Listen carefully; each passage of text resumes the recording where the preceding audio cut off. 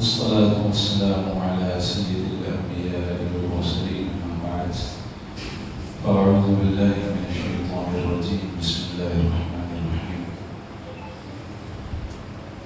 يا أيها الذين آمنوا ادخلوا في السلم كافة ولا تتبعوا خطوات الشيطان إنه لكم عدو مبين آمنت بالله صدق الله العظيم.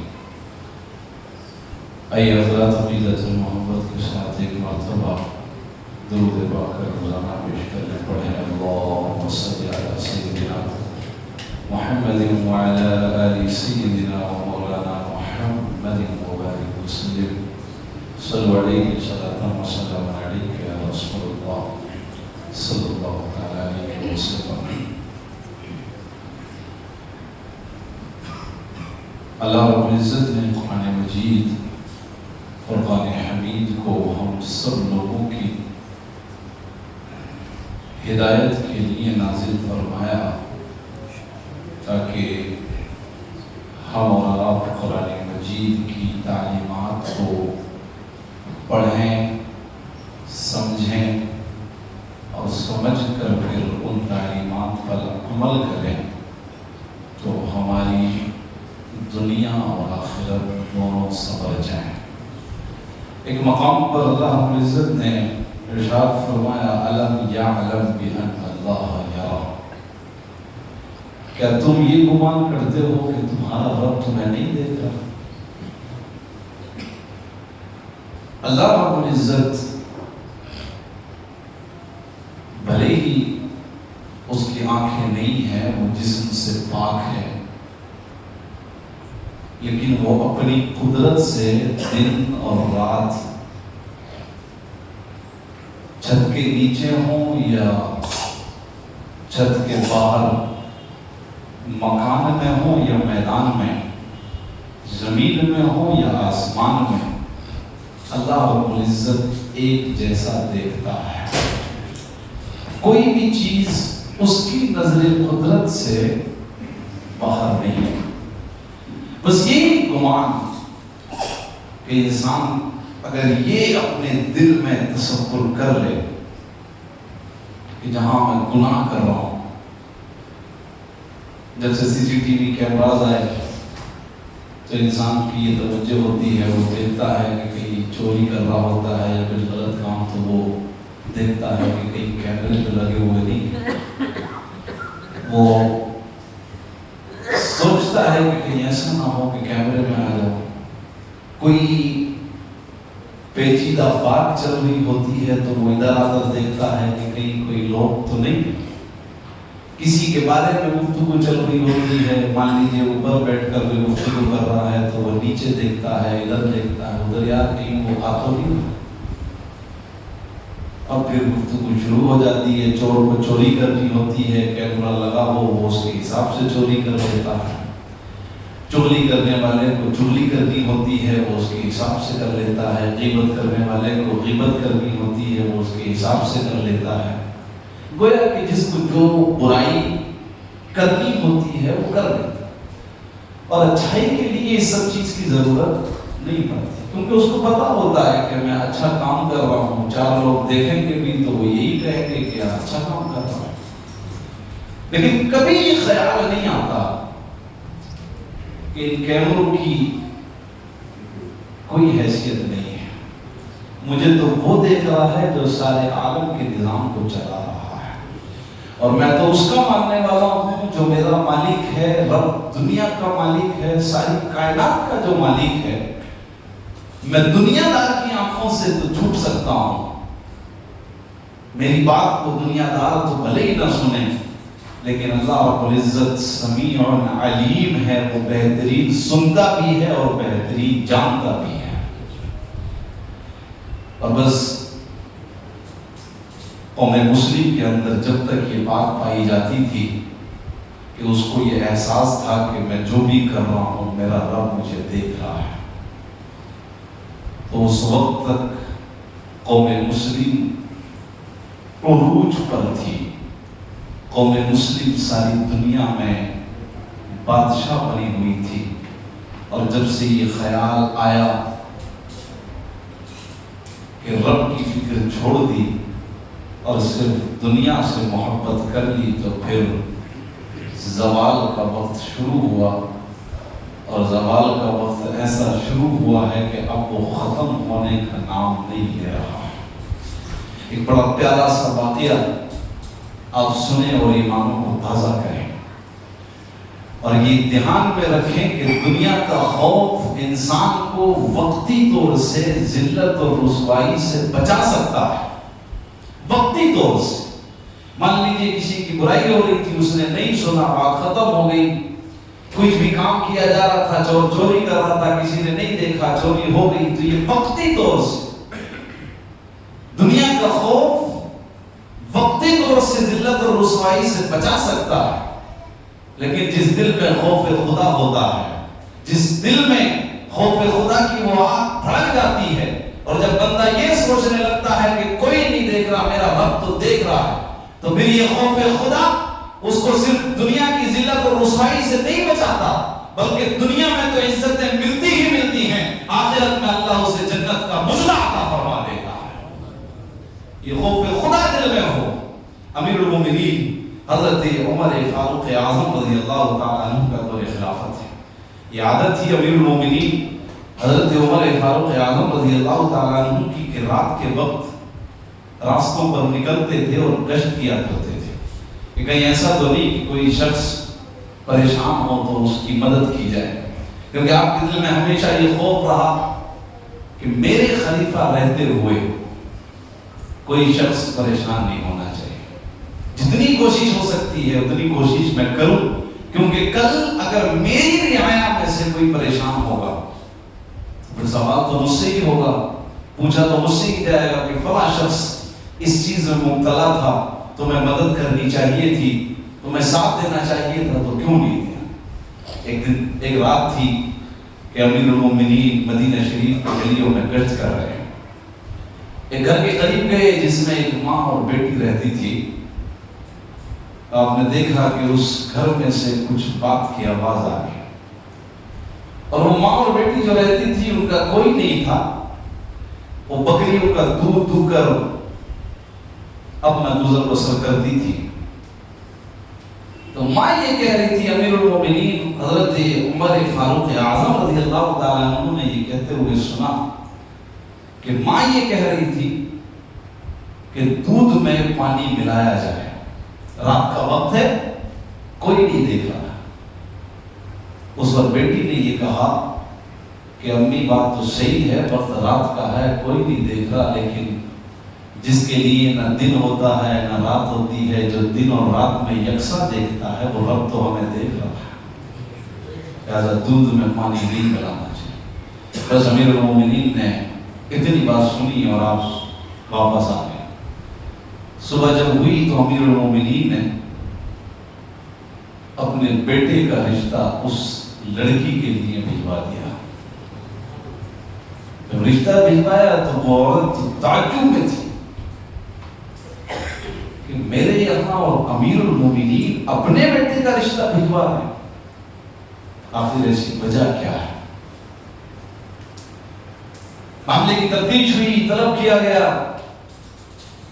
اور گلی ہوئی، بلایا امیر المومنین نے، سامنے یہ بات رکھی کہ میں یہ چاہتا ہوں کہ میں اپنے بیٹے کا نکاح تمہاری بیٹی کے ساتھ کروں۔ اے امیر المومنین، کیونکہ کاموں کو کئی مرتبہ جب ایکسپیکٹیشن سے زیادہ انسان کو ملتا ہے تو پھر کئی بار کاموں کو بھی یقین نہیں ہوتا، وہ یقین نہیں کر پاتا، لیکن یہ ذات اللہ رب العزت کی ہے، وہ جب بندے کو نوازنے پر آتا ہے تو وہ نوازتا جاتا ہے، بندے کو یہ احساس کبھی نہیں ہوتا کہ وہ دے کہاں سے رہا ہے، اور اس کے خزانوں میں کسی چیز کی کمی نہیں ہے، وہ بے شمار خزانے، وہ ایک لمحہ لگتا ہے کہ ایک لمحے میں فرش پر بیٹھے ہوئے انسان کو عرش پر پہنچا دیتا ہے، اور ایک لمحہ لگتا ہے کہ عرش پر بیٹھا ہوا انسان ایک دم فرش پر آ جاتا ہے، اس کے یہاں کسی چیز کی کمی نہیں۔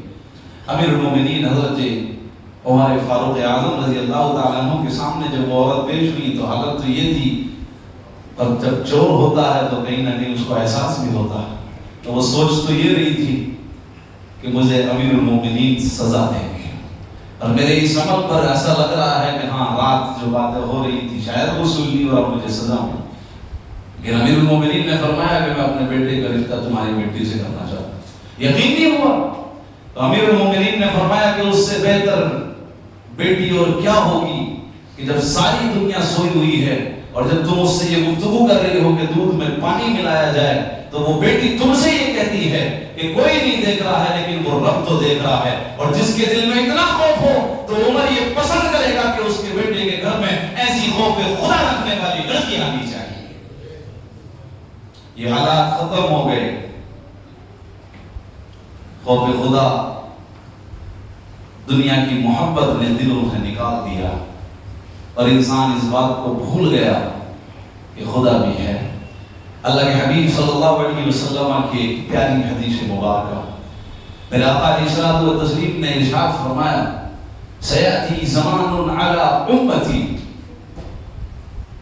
یحبون خمس وینسون خمس، ان قریب میری امت پر ایک زمانہ آئے گا کہ وہ 5 چیزوں کو بڑا محبوب رکھیں گے اور 5 چیزوں کو بھول جائیں گے۔ یا رسول اللہ صلی اللہ تعالی علیہ وسلم وہ 5 چیزیں کیا ہیں؟ میرے آقا صلی اللہ علیہ وسلم نے ارشاد فرمایا یحبون الدنیا وینسون الآخرہ،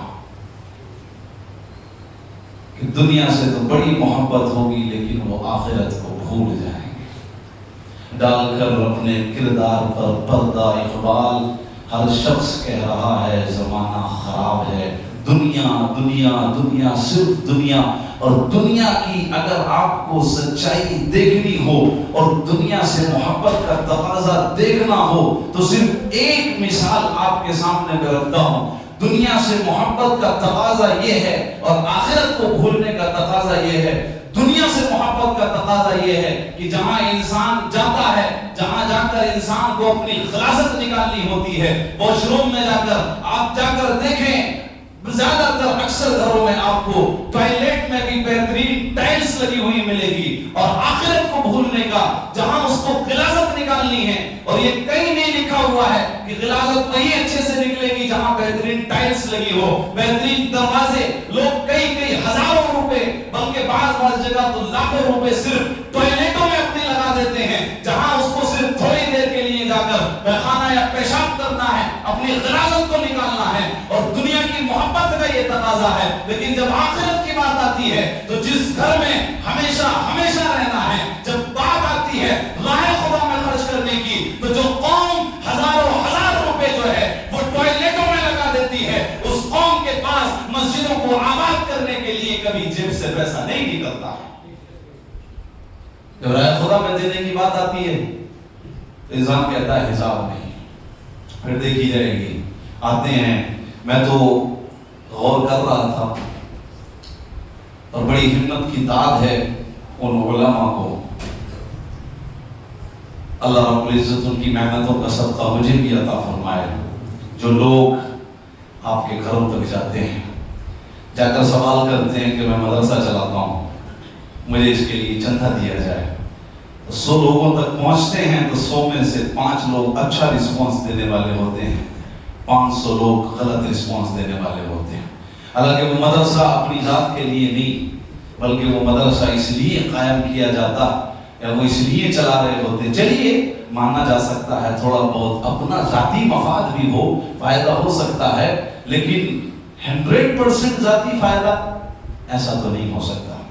اور لوگ جاتے ہیں علماء کرام گھر گھر گلی گلی دکان دکان، اور لوگ چونکہ یہ معاملہ اللہ کی راہ میں دینے کا ہے اور اللہ کی راہ میں وہی خرچ کرتا ہے جسے اللہ توفیق عطا فرماتا ہے، تو لوگ کوئی 10 دیتا ہے، کوئی 20 دیتا ہے۔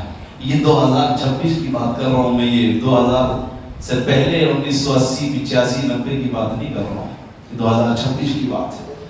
اور میں تو اب آئے کی بات آئی ہے تو میں کہہ دیتا ہوں، مسجد میں بھی ہر جمعے میں اعلان کرتا ہوں، اور عید کے بعد لگاتار مسلسل اعلان ہو رہا ہے، آپ اپنی آنکھوں سے دیکھتے ہیں، اس میں نماز میں تنہا تو نہیں پڑھتا، جہاں میں نماز پڑھتا ہوں میں تو سب سے آگے ہوں، مصلی بہترین ہے، لیکن آپ اگر دیکھیں تو اوپر کا فلور، اور پچھلے ہفتے دھوپ میں لوگ چھت پر بھی نماز پڑھ رہے تھے، تو اوپر کا، اور پھر ہر وقت یہاں جو صفائی کرنے والے بھی ہیں وہ بھی پریشان ہیں، گندگی مسلسل، تو دکھ رہا ہے کہ جب تک کام فنش نہیں ہوگا تو پھر وہ رہتا ہی ہے. اس کے بعد بھی میں ہر جمعے اعلان بھی کرتا ہوں، تو جب اللہ کی راہ میں دینے کی بات آتی ہے تو اللہ ماشاء اللہ چند لوگوں کو چھوڑ کر 10-20 اس سے زیادہ نہیں ہوتا. اور یہی اگر بات آئے دنیا کی تو پھر انسان اپنا سب کچھ تن من دھن سب کچھ لگا دیتا ہے. گھر تو الگ بات ہے، اپنی ٹوائلٹ کو ہی بہتر کرنے کے لیے. میرے عزیزو، کہاں ہے وہ لمحہ فکریہ اور کہاں ہے وہ آخرت کی فکر؟ یہاں جو آپ دیں گے اور یہ جو دنیا میں آپ نے لگایا ہے عالی شان گھر بنایا، میں منع انکار بالکل نہیں کر رہا ہوں. انسان کو جب اللہ نے دیا ہے تو اس کی لائف بھی اسی انداز میں ہونی چاہیے. حضرت ابو ہریرہ رضی اللہ، حضرت عبد الرحمن ابن عوف رضی اللہ تعالیٰ عنہ صحابی رسول ہیں. ایک مرتبہ جب آئے تو آپ کی زلفوں میں دھول اٹھی ہوئی اور لباس کچھ میلا سا معلوم ہوتا تھا. تو نبی کریم صلی اللہ تعالیٰ علیہ وسلم نے یہ ارشاد فرمایا میرے آقا صلی اللہ تعالیٰ علیہ وسلم نے کہ اے عبد الرحمن بن عوف، ذرا بہتر لباس پہنا کرو، اچھے لباس کا استعمال کیا کرو، اس لیے کہ اللہ رب العزت نے تمہیں مال و دولت سے بھی نوازا ہے. میں انکار نہیں کرتا، جب اللہ رب العزت نے نوازا ہے تو خرچ کیا جائے، لیکن صرف دنیا سے محبت نہیں بلکہ آخرت کی بھی فکر کی جائے کہ یہاں جو میں دے رہا ہوں راہ خدا میں، یہ میری دنیا تو نہیں سنبھالے گا لیکن یہ میری آخرت کو سنبھالے گا. جس قبر میں تنہا تنہا ہوں گا، قبر اندھیری ہوگی، اس قبر میں میرا کوئی پرسان حال نہیں ہوگا. جہاں قبر میں ایک ایک نیکی کو انسان ترس رہا ہوگا کہ کاش کوئی نیکی کر لی ہوتی، کاش کوئی نیکی کر لی ہوتی. پھر فرشتے آئیں گے اور پھر فرشتے آ کر یہ کہیں گے یہ فلاں شخص ہے، اس فلاں شخص نے اس وقت پہ اے اللہ تیری راہ میں خرچ کیا تھا، تو اس راہ میں جس وقت اس نے خرچ کیا تھا تو اس خرچ کرنے کے صدقے سے اس کے گناہوں کو معاف فرما دے. اس کی بھی تو فکر کرنی ہے. لیکن صرف دنیا، اور دنیا ایسی غالب ہوئی کہ سب کچھ بھول گئے. اس کے بعد اللہ کے حبیب صلی اللہ تعالی علیہ وسلم نے ارشاد فرمایا دوسری بات، یحبون القصور وینسون المقبرہ، کہ لوگ گھروں سے تو بڑی محبت کریں گے لیکن قبرستان کو بھول جائیں گے. اللہ کے حبیب علیہ الصلوۃ والتسلیم ارشاد فرماتے ہیں میں آپ یاد کریں یا نہ کریں لیکن قبر انسان کو 5 بار ہر دن یاد کرتی ہے. اور day by day we are getting close to our grave. دن بہ دن ہم اپنی قبر کے قریب ہوتے چلے جا رہے ہیں. جیسے جیسے وقت گزر رہا ہے دن بہ دن ہم اس کے قریب، اب جس گھر کے قریب ہو رہے ہیں اسی گھر کو ہم بھولتے چلے جا رہے ہیں. ہوتا تو یہ ہے کہ انسان کہیں نیا پلاٹ لیتا، اس نے پلاٹ لیا پھر وہ سوچتا ہے کہ چلو یار مجھے وہاں شفٹ ہونا، تو پھر وہ کوشش کرتا ہے کہ چلو اس کو بنانا شروع کیا جائے. جیسا جس کا حساب ہوتا ہے، جس کا حساب ہوتا ہے جلدی بنانے کا وہ جلدی بنا لیتا ہے، جس کا حساب آہستہ آہستہ بنانے کا ہوتا ہے تو وہ کماتا رہتا ہے، لگاتا رہتا ہے، بناتا رہتا ہے. یہ دنیا بھی گھر کا معاملہ ہے. لیکن جب بات مقبروں کی آتی ہے، قبرستان کی آتی ہے تو پھر انسان پوری طرح سے بھول چکا. اب تو قبرستانوں میں جوئے بھی کھیلے جاتے ہیں، مسلمان قبرستانوں میں بیٹھ کر شرابیں بھی پیتے ہیں، گالیاں بھی بکتے ہیں اور پتہ نہیں کیا کیا ہو رہا ہے. انسان یہ بھول گیا کہ ایک دن میں بھی اسی قبرستان میں ہوں.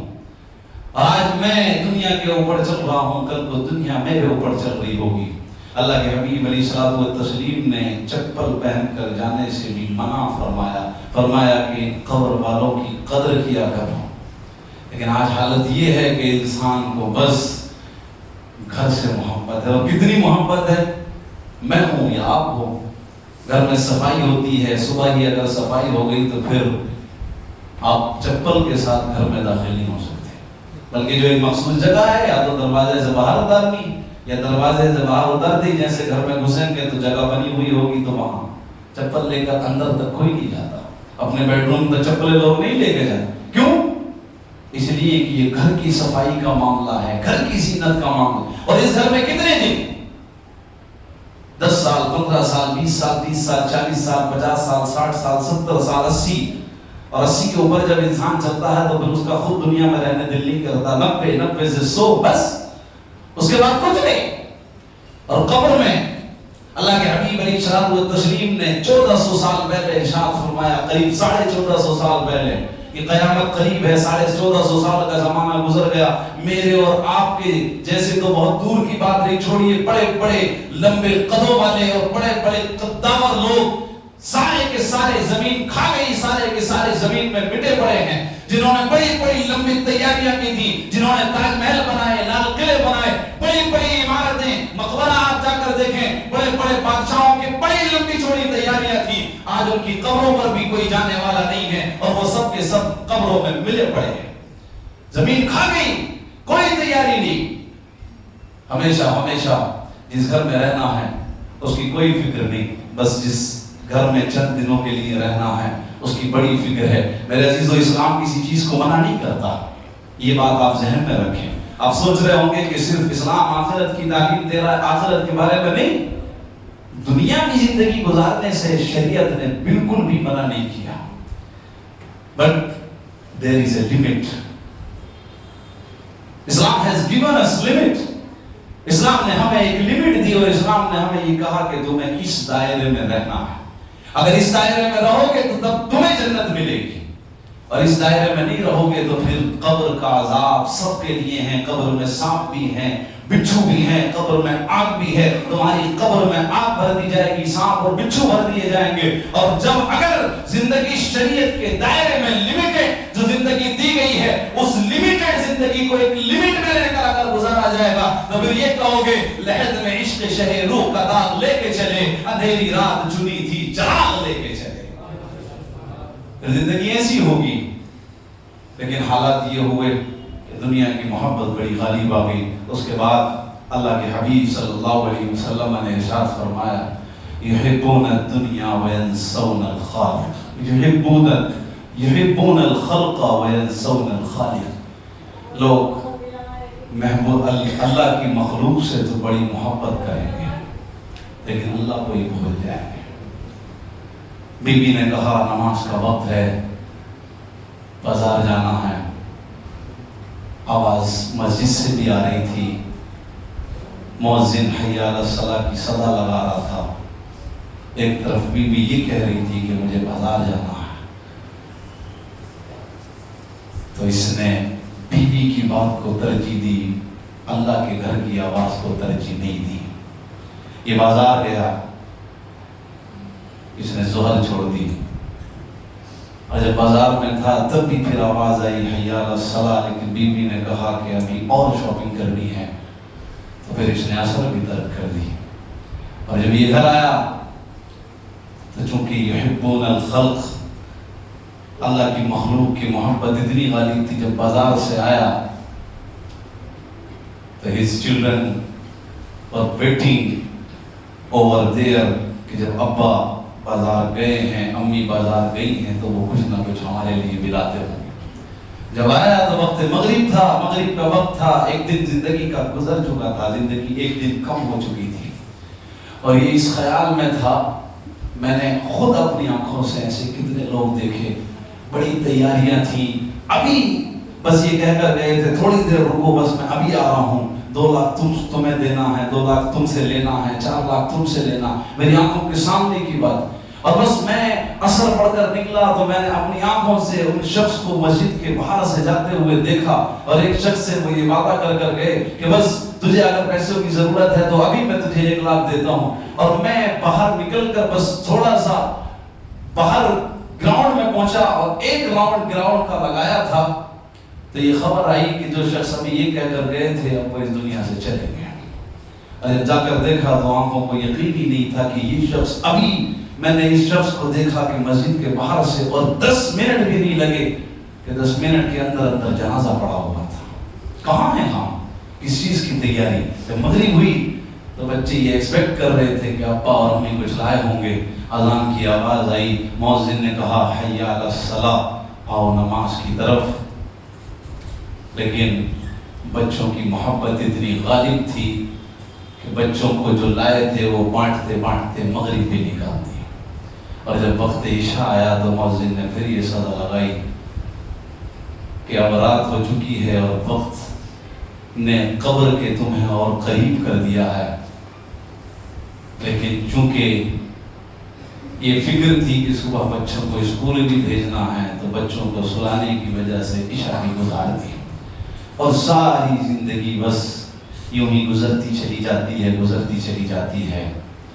इमाम इश्क़ व मोहब्बत ने फरमाया, अंधेरा घर, अकेली जान, दम घुटता दिल उकताता, खुदा को याद कर प्यारे वो साथ आने वाली है।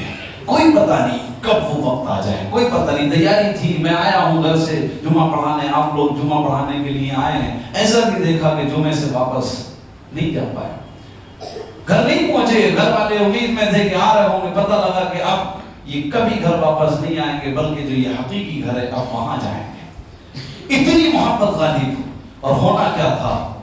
होना तो ये था कि जब बीवी ने शॉपिंग के लिए कहा तो बीवी थी, मनाया जा सकता था। और ये कहता इंसान कि यार तू अगर मुझे मिली है तो ये भी तो मेरे रब ने ही अता फरमाया है। तू अगर अल्लाह का इनाम है तो इनाम तो अल्लाह ही का है, तुझे तो मुझे अल्लाह रब्बुल इज्जत ने ही अता किया है। तू अगर अल्लाह की नेमत है तो मैं उस रब को कैसे भूल जाऊं जिसने मुझे ये नेमत अता फरमाई है। जरा 5 मिनट रुक, पहले नमाज ज़ोहर अदा कर लेते हैं, उसके बाद चलते हैं। बाजार में जब शॉपिंग की बात थी तो 5 मिनट इंतजार किया जा सकता था, नमाज असर अदा की जा सकती थी, there was a possibility, but नहीं किया। इसलिए क्योंकि नमाज से दूरी है, नमाज का मतलब ये नहीं है। उसके बाद जब मगरिब हुई, जब ये घर पर आ गया तो बच्चों को दिलासा और तसल्ली दी जा सकती थी, लेकिन नहीं दी क्योंकि रब को मतलब नहीं था। बच्चे भी अल्लाह की नेमत है, ये तो भूल गया कि हाँ ये बच्चे हैं, उस नेमत को तो याद है लेकिन नेमत देने वाला बंदे को याद नहीं है। अमीरुल मोमिनीन हजरत अबू बकर सिद्दीक रज़ियल्लाहु ताला अन्हु, जंग बदर जब हुई सन 2 हिजरी में, रमजानुल मुबारक के महीने में, तो अमीरुल मोमिनीन हजरत अबू बकर सिद्दीक रज़ियल्लाहु ताला अन्हु के एक बेटे जंग बदर में काफिरों की तरफ से लड़े। बैठे हुए जब ईमान ले आए, तौबा कर ली उस गुनाह से, तो एक दिन आया कि बाप और बेटे बैठे हुए गुफ्तगू कर। जब दोनों बाप बेटों में और गुफ्तगू हो रही थी तो हजरत अबू बकर सिद्दीक रज़ियल्लाहु ताला अन्हु, जो नबियों के बाद पूरी दुनिया में, नबियों के बाद, और बल्कि बाज़ उलमा ने फरमाया कि पूरी मखलूक में नबियों के बाद सबसे अफजल मर्तबा जिसका है वो हजरत अबू बकर सिद्दीक का है, जिनका सबसे अफजल मर्तबा बाद रुसूल, नबियों के बाद। बाप और बेटे बैठे हुए गुफ्तगू कर रहे हैं। बेटे ने कहा कि अब्बा जान, जंग बदर का मौका था, एक मौका ऐसा आया था कि जब आप मेरी तलवार की जद में थे, लेकिन मैंने ये देखा कि ये तो मेरे बाप हैं, तो मैंने छोड़ दिया। तो अमीरुल मोमिनीन हजरत अबू बकर सिद्दीक रज़ियल्लाहु ताला अन्हु ने इरशाद फरमाया कि मेरे बेटे वो तेरा ईमान था, लेकिन रब्बे काबा की कसम, अगर बदर के मैदान में तू मेरी तलवार की जद में आ जाता तो मैं तेरे सर को तन से जुदा कर देता। ये मेरा ईमान है। औलाद की मोहब्बत होनी चाहिए। अल्लाह के हबीब अलैहिस्सलातु व तस्लीम ने इरशाद फरमाया कि हाँ आप मोहब्बत करें, सबसे करें, लेकिन अल्लाह और उसके रसूल की मोहब्बत सबसे ऊपर होनी चाहिए। इससे ऊपर किसी का भी नहीं, कुछ नहीं। बंदा माल दे दे, जान दे दे, सब कुछ दे दे, औलाद दोबारा मिल सकती है। बीवी की जहां तक बात है, अल्लाह रब्बुल इज्जत दूसरी दे सकता है, सब कुछ दे दे, लेकिन जब ईमान गया तो फिर कुछ नहीं मिल सकता। बगैर ईमान के इंसान अगर दुनिया से चला गया तो फिर वो ये उम्मीद बिल्कुल ना लगाए, हरगिज ना सोचे कि उसे जन्नत मिल सकती है। जन्नती होने के लिए ये शर्त है कि बंदा ईमान वाला हो, अल्लाह और उसके रसूल की फरमाबरदारी करने वाला हो। इतनी आसानी से जन्नत हरगिज नहीं मिलती है। लिहाजा जरूरी ये है कि अल्लाह और उसके रसूल की मोहब्बत को भी जरा फौकियत दें। दुनिया की बात हम कहाँ कर रहे हैं? हमें ये लग रहा है कि हम दुनिया की मोहब्बत है। चलिए जब बात आ गई तो मैं अर्ज करता चलूँ, ये 2 जो बातें हैं ये अगले जुमे इंशाअल्लाह, लेकिन जब बात आ गई तो अर्ज करता चलूँ, औलाद से हमारी मोहब्बत कहाँ है? औलाद से मोहब्बत का तकाजा क्या है? हमने तो ये समझा ही नहीं। ہماری اولاد 8 اور 7 سال کی ہوتی ہے تو ہماری اولاد کام کر رہی ہوتی ہے، نہ ہم اولاد کو قرآن پڑھنا سکھاتے ہیں، نہ حدیث پڑھنا سکھاتے ہیں۔ جب قرآن ہی نہیں سیکھا تو وہ حدیث کیا سیکھے گا؟ نہ ہم نے اپنی اولاد کو نماز پڑھنا سکھایا، نہ بڑوں کا ادب کرنا سکھایا، کچھ بھی نہیں سیکھا۔ ہم نے تو اولاد کا بھی استعمال اس انداز میں کیا کہ بس وہ بھی سوچتی ہوگی کہ بس اولاد بھی کہ ہوش سنبھالنے کی دیر تھی اور پیدا ہوتے ہی میرے باپ نے مجھ سے کموانا شروع کر دیا، اور خود باپ جو ہے سکون سے گھر میں پڑا ہوا ہے اور سکون کی زندگی گزر رہی ہے، اور فخر سے کہہ رہا ہے میرے 5 بچے کما رہے ہیں، بھلے ہی وہ دین سے دور ہیں، نماز سے دور ہیں، روزے سے دور ہیں، اللہ کو وہ نہیں جانتے، رسول اللہ کو وہ نہیں جانتے، کچھ نہیں پتا، لیکن فخر کے ساتھ تو اولاد کے ساتھ بھی تو وفا نہیں کی، اور پھر یہی اولاد بروز محشر گریبان پکڑ کر کہے گی اے اللہ میرا کوئی قصور نہیں ہے، اے اللہ میں تو بری ہوں، یہ میرا باپ ہے، تو اس سے پوچھ کہ اس نے مجھے تعلیم کیوں نہیں دی؟ اے اللہ میں تو جب پیدا ہوا میں کچھ نہیں جانتا تھا، یہ میرا باپ ہے، اے میرے مالک تو اس سے پوچھ اس نے مجھے کیوں نہیں بتایا تھا کہ نماز کی اہمیت کیا ہے؟ اے اللہ یہ میرا باپ ہے، اس نے مجھے قرآن پڑھنا نہیں سکھایا، میں کیا کروں؟ اس نے تو مجھے کام پہ ڈال دیا تھا۔ تو جس اولاد پر فخر ہو رہا تھا دنیا میں، اب حلق تک پسینہ آیا ہوا ہوگا حشر کے میدان میں، اور پھر یہ کہے گا کہ یار اس اولاد کے لیے اتنا کچھ کیا، آج یہی اولاد وفا نہیں کر رہی ہے۔ میرے عزیزو، زندگی کو بیلنس کریں، زندگی جینا سیکھیں۔ شریعت نے کسی چیز سے منع نہیں کیا۔ آدھی حدیث شریف میں نے آپ کے سامنے پیش کر دی، اور جو 2 باتیں بچی ہیں اس کے اوپر انشاءاللہ اگلے جمعے میں، کیونکہ وقت تو چلا، اگلے جمعے میں اس پر گفتگو کروں گا۔ بس آخر میں اتنا سا آپ اور میں اللہ کے حبیب علیہ الصلوۃ والتسلیم کی اس حدیث سے سبق لے کہ محبت ایسا بالکل نہیں ہے کہ ہمیں دنیا داروں سے یا دنیا کی چیزوں سے نہیں کرنی۔ اب ایسا نہیں ہے کہ آپ نے میرا بیان سن لیا تو اب آپ گھر پر جا کر یہ کہیں گے اب ہم کمائیں گے، نہیں، محبت دنیا کی چیزوں سے کرنی ہے لیکن آخرت کو بھی یاد رکھنا ہے۔ اگر کوئی شخص فجر بھی پڑھتا ہے، ظہر بھی پڑھتا ہے، عصر بھی پڑھتا ہے، مغرب بھی پڑھتا ہے، عشاء بھی پڑھتا ہے، اس کے چہرے پر داڑھی سجی ہوئی ہے، لباس بھی اس کا سنتی ہے، غلط باتوں میں نہیں بیٹھتا، گالیاں نہیں بکتا، ماں باپ کا بھی فرما بردار ہے، تو اس کا مطلب یہ بالکل نہیں ہے کہ وہ خالی ہے، وہ کچھ کماتا نہیں ہے۔ فجر نہ کام کو منع کرتی ہے، ظہر کام کرنے منع نہیں کرتی، عصر کام کرنے منع نہیں کرتی، یہ تو خود ہم نے اپنے آپ ایک ایسا ہم نے اپنا شیڈیول سیٹ کیا ہوا ہے کہ ہم نے بس اپنے ذہن سے یہ بات نکال دی ہے کہ نماز کی اہمیت کیا ہے۔ صبح فجر میں اسی مسجد میں 4 آدمی صرف نماز میں تھے، مؤذن صاحب کو لگا کر 5 آدمی ٹوٹل، اور چھٹا بندہ میں۔ اس محلے میں کتنی مسلمان آبادی ہے، ابھی ذرا سا کوئی انسیڈنٹ ہو آپ کو عظیم تماشا لگا ہوا نظر آئے گا، چونکہ جمعے کا دن ہے، چھٹی کا دن، کسی کے گھر میں اگر انتقال ہوتا تو فجر میں جاگا ہوا ہوتا، کسی کا اسپتال میں ہوتا تو جاگا ہوا ہوتا، ٹرین پکڑنی ہوتی تو ساری رات نہیں سوتا، فلائٹ پکڑنی ہوتی تو ساری رات نہیں سوتا، لیکن دنیا آخرت سے اتنی بے فکری کہ فجر میں 5 لوگ مسجدیں کیسے آباد ہوں گی۔ اور یہ وہی قوم ہے جو بابری مسجد کو بچانے کی بات کرتی ہے، وہی قوم تو ہے جو بابری مسجد کو بچانے کی بات کر رہی ہے۔ اور 6 دسمبر جب آتا ہے تو آج بھی موبائلوں کے اسٹیٹس پر یہ کام بڑا آسان ہے، موبائل کے اسٹیٹس پر 6 دسمبر اور بلیک ڈے منگا لینا۔ آج تک یہ قوم اپنے محلے کی مسجدوں کو آباد نہیں کر سکی۔ جو قوم محلے کی مسجد آباد نہیں کر سکتی وہ قوم بابری مسجد کبھی نہیں بچا سکتی۔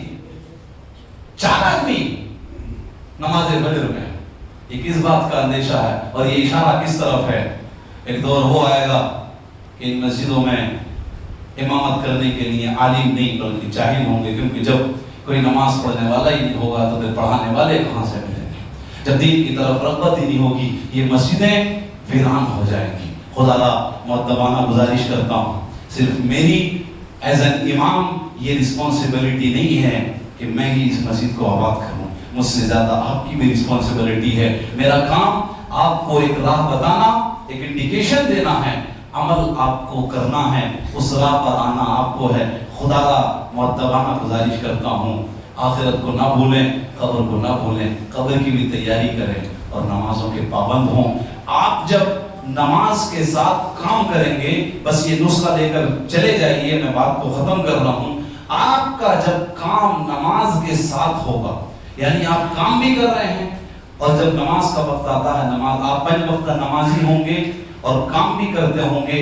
میں اس مصلی پر کھڑے ہو کر ذمہ داری کے ساتھ اللہ اور اس کے رسول صلی اللہ علیہ وسلم کو گواہ بنا کر یہ کہتا ہوں اور میں آپ کو لکھ کر دے سکتا ہوں، تو آپ کے کام میں جو برکت ہے وہ اس سے ڈبل ہو جائے گی. آپ کر رہے ہیں، برکت کم ہے، لیکن آپ نمازوں کے ساتھ ذرا کر تو دیکھیے، پھر آپ دیکھیے کہ زندگی میں کیسی خوشحالی آ جاتی ہے. یہاں بھی کامیاب اور پھر وہاں بھی کامیاب. اللہ ہم سب کو عمل خیر کی توفیق عطا فرمائے. سب درست کر لیں. جن حضرات نے سنتیں ادا نہیں